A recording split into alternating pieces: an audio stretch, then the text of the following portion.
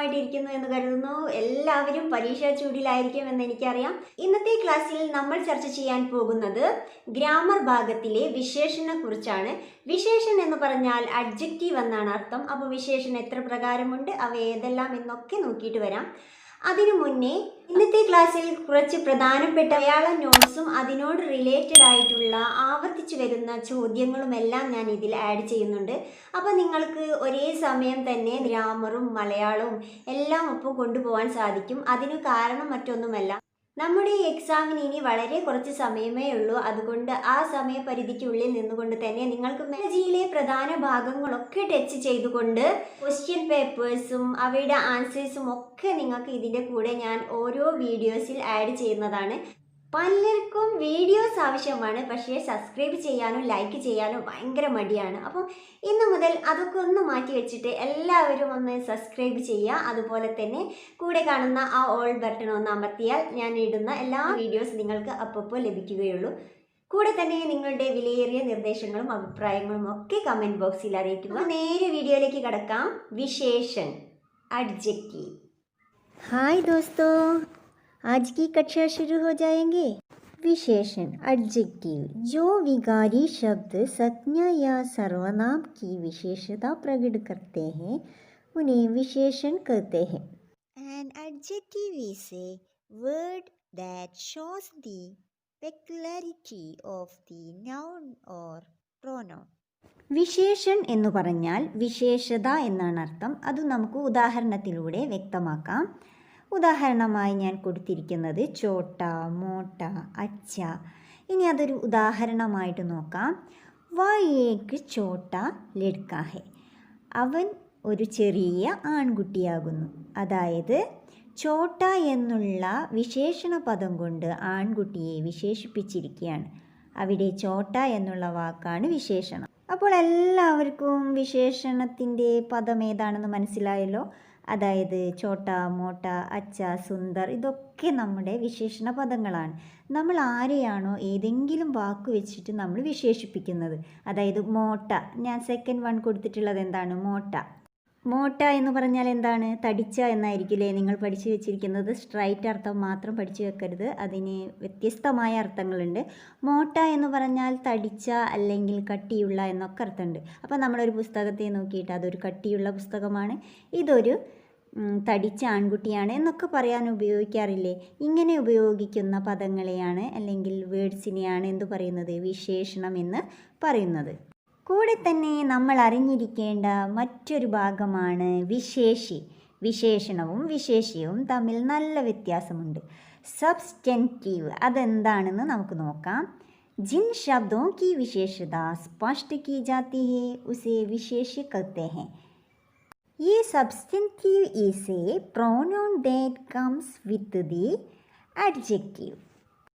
അതായത് ആരെയാണോ വിശേഷിപ്പിക്കപ്പെടുന്നത് ആ വേർഡ്സിനെയാണ് എന്ത് പറയുന്നത്, വിശേഷ്യ എന്ന് പറയുന്നത്. അതായത് ഉദാഹരണം നോക്കിയാൽ നിങ്ങൾക്ക് പെട്ടെന്ന് മനസ്സിലാക്കാൻ സാധിക്കും. ഉദാഹരണം ശ്രദ്ധിക്കൂ. ഗോരി ലഡ്കി ചൗഡി സഡക്, വ ലഡ്കി ഗോരി ഹെ. ആരെയാണോ വിശേഷിപ്പിക്കുന്നത്, അതായത് വസ്തുവാവാം വ്യക്തിയാവാം, ആ വിശേഷിപ്പിക്കുന്ന വേർഡ് എന്ന് പറയുന്നത് വിശേഷയായി മാറുന്നു. എന്നാൽ എന്തുകൊണ്ടാണോ വിശേഷിപ്പിക്കുന്നത്, സുന്ദർ, മോട്ട എന്നുള്ള വാക്കുകളൊക്കെ ഉപയോഗിച്ച് വിശേഷിപ്പിക്കുകയാണെങ്കിൽ അതിനെ വിശേഷണം എന്നും പറയുന്നു. വിശേഷൺ चार प्रकार के होते हैं. गुणवाचक विशेषण, परिमाणवाचक विशेषण, संज्ञावाचक विशेषण, सार्वनामिक विशेषण. पहला है गुणवाचक विशेषण. जिस विशेषण से संज्ञा या सर्वनाम के गुण, आकार या रंग का बोध होता है उसे गुणवाचक विशेषण कहते हैं.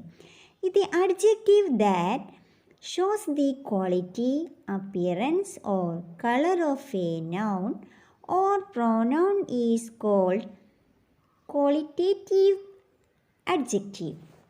അതായത് വിശേഷണത്തിലൂടെ, നാമത്തിലൂടെ ആവാം, അത് സർവനാമത്തിലൂടെ ആവാം. നമ്മുടെ ഗുണങ്ങൾ, ആ ഗുണം എന്ന് പറഞ്ഞാൽ നമ്മുടെ രൂപമാവാം, നിറമാവാം. ഇതിൻ്റെ അറിവ് നമുക്ക് കിട്ടുന്നുണ്ടെങ്കിൽ, അത് ഏത് വിശേഷണം കൊണ്ടാണോ ഈ ഒരു അറിവ് നമുക്ക് ലഭിക്കുന്നത് എങ്കിൽ അതിനെ ഗുണവാചക വിശേഷൻ എന്ന് പറയുന്നു. ഗുണവാചക വിശേഷണത്തെ വീണ്ടും 8 തരംതിരിച്ചിരിക്കുന്നു. ഗുണബോധക്, കാൽവാചക്, ദേശബോധക്, ആകാർവാചക്, ദിശാബോധക്, സ്ഥാൻവാചക്, രംഗ്ബോധക്. ഗുണവാചകത്തിൻ്റെ 8 ഭാഗങ്ങളും വളരെ ക്ലിയർ ആയിട്ട് സിമ്പിളായിട്ട് ഞാൻ ഉദാഹരണ സഹിതം കൊടുത്തിട്ടുണ്ട്. അത് നോക്കിയാൽ നിങ്ങൾക്ക് പെട്ടെന്ന് മനസ്സിലാക്കാൻ സാധിക്കും. പരിമാൺ വാചക വിശേഷൻ. പരിമാണം എന്ന് പറഞ്ഞാൽ എന്താണ്? അളവാണ്. അളവിനെ സൂചിപ്പിക്കുന്ന വിശേഷണത്തെ പരിമാൺ വിശേഷൻ എന്ന് പറയുന്നു. The adjective that shows the number or quantity is called quantitative adjective. ഉദാഹരണം, ബഹുത്ത് സാരി മിട്ടി സവാ കിലോ ഗേഹു. മൊത്തം മണ്ണ്, അതുപോലെ തന്നെ 1/4 കിലോ ഗോതമ്പ്. ഇതൊക്കെ കേൾക്കുമ്പോൾ നമുക്ക് അതിൽ നിന്ന് മനസ്സിലാക്കാൻ സാധിക്കുന്നു, ഒരു അളവിനെ സൂചിപ്പിക്കുന്നു. അതുകൊണ്ട് ഇത് പരിമാൺ വാചക വിശേഷണമാകുന്നു. പരിമാൺ വാചകത്തെ വീണ്ടും 2 തരംതിരിച്ചിരിക്കുന്നു. നിശ്ചയ് വാചക്, അനിശ്ചയ് വാചക്. निश्चय वाचक विशेषण. जिस विशेषण से निश्चित न्यापतौल का बोध होता है उसे निश्चय परिमाण वाचक विशेषण कहते हैं. വെരി സിമ്പിളാണ്. നിശ്ചയം എന്ന് പറഞ്ഞാൽ തന്നെ ഫിക്സ്ഡ് എന്നാണ് അർത്ഥം. ഒരു ഫിക്സ്ഡ് ആയിട്ടുള്ള അളവിനെ സൂചിപ്പിക്കുന്ന വിശേഷണം. 4 മീറ്റർ കപ്പട 1 കിലോ ചാവൽ. അതിൽ നിന്ന് 4 മീറ്റർ 4 മീറ്റർ എന്നും 1 കിലോ എന്നൊക്കെ അവിടെ വ്യക്തമാണ്. अनिश्चित परिमाण वाचक. जिस विशेषण से अनिश्चित नापतोल का बोध होता है उसे अनिश्चित परिमाण वाचक विशेषण कहते हैं. ഉദാഹരണം ശ്രദ്ധിച്ചാൽ അറിയാം. ധോഡ ദൂത്, കുച്ച് ആട്ട. ഇതിൽ നിന്നൊന്നും നമുക്ക് കൃത്യമായ ഒരു അളവ് ലഭിക്കുന്നില്ല. तीसरा विशेषण संज्ञावाचक विशेषण.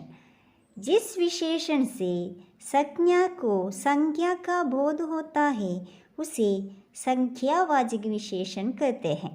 The adjective that shows the number of a noun is called numeral adjective.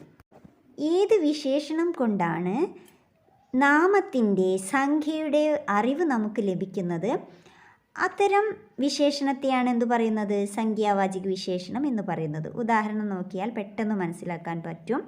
ഏക് തസ്വീർ, ഒരു ചിത്രം. ദൂസരാ ബേട്ട, രണ്ടാമത്തെ മകൻ. ഇതിൽ നിന്നെല്ലാം നിങ്ങൾക്കൊരു പ്രത്യേക എണ്ണം ലഭിക്കുന്നില്ലേ?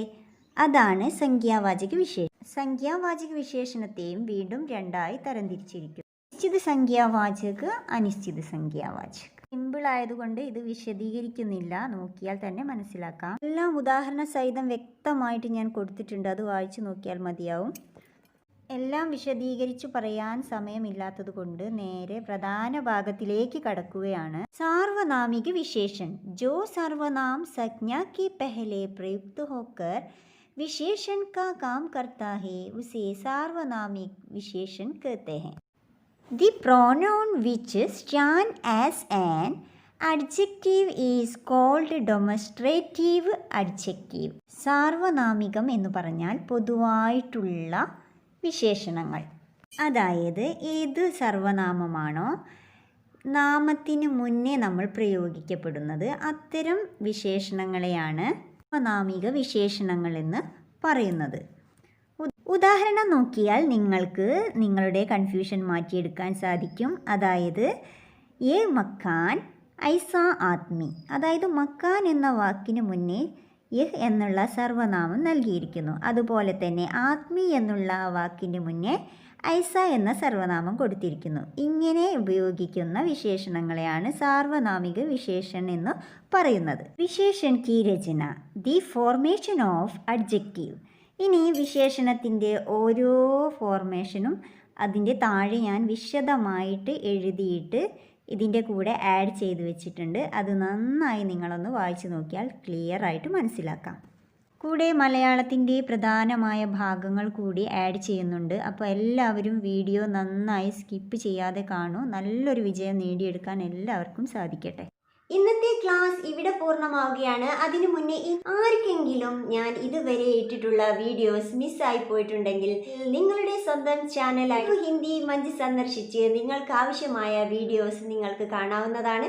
അപ്പോൾ മറ്റൊരു വീഡിയോയുമായി വരുന്നത് വരെ ഞാൻ നിങ്ങളുടെ സ്വന്തം ശാലിനി സുജിത്ത്. See you.